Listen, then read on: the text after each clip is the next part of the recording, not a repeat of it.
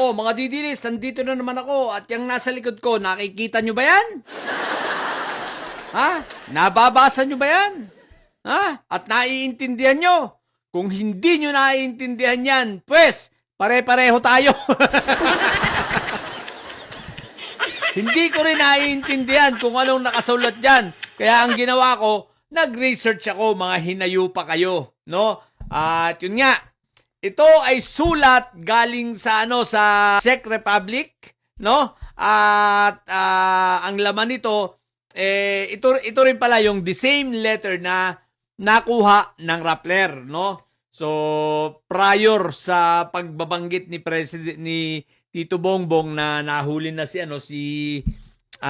Saldico, eto na nga nakakuha ang Rappler ng kopyang ito. O makinig kayo at ayon sa Rappler, ang laman nito kino-confirm ng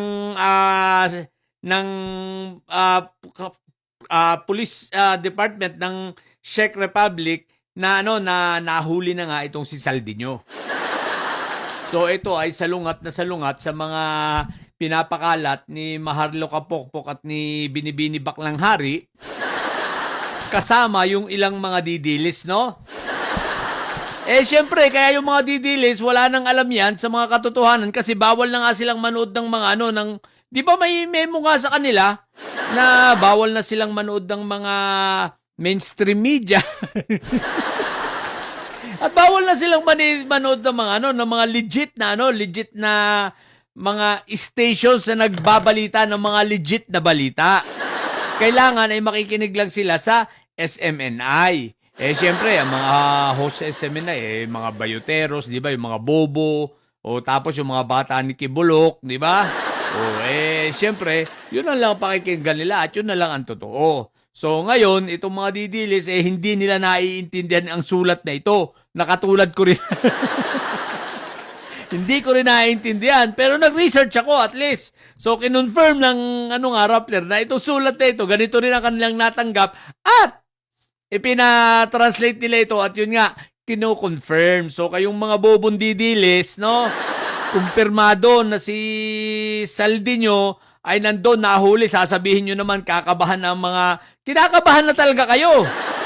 Pero hindi si Tito Bongbong at hindi, bakit kakabahan si Tito Bongbong kung bobo pala kayo siya nga itong nagpupursiging makauwi na, siya nga itong nagpupursiging na nakikipag-usap ngayon sa DFA, siya nag-utos na talagang paspasan ng paspasan na makauwi agad lahat ng mga pwedeng gawing channels gawin na para maipauwi itong si Saldinho.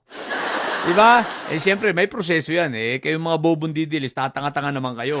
Pero wala ba kayo napansin? Parang tahimik yung ibang mga didilis parang tumahimik tumahimik itong itong nagbitbit ng 18 Marines. Marites pala. Parang tahimik ngayon si Mike Diferencia.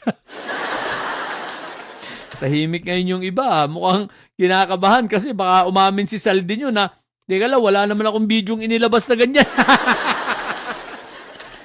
Ay, naku po, Rudy! Pinagpiestahan na ng mga didilis tapos wala naman pala.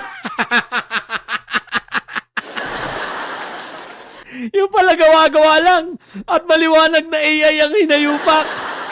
Naku po, Rudy, tapos yung sinasabi ni na nakausap niya sabi ni Mike Diferencia, nakausap niya si Saldinho, tingnan natin, Rudy. Kaya may mga kinakabahan na.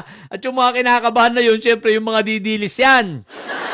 Dahil bakit? Isipin mo, may impeachment na kinaharap si Sayad, nagkakandeletse-letse na ang buhay ng mga may Sayad siblings, dadagdag pa itong si Saldinho.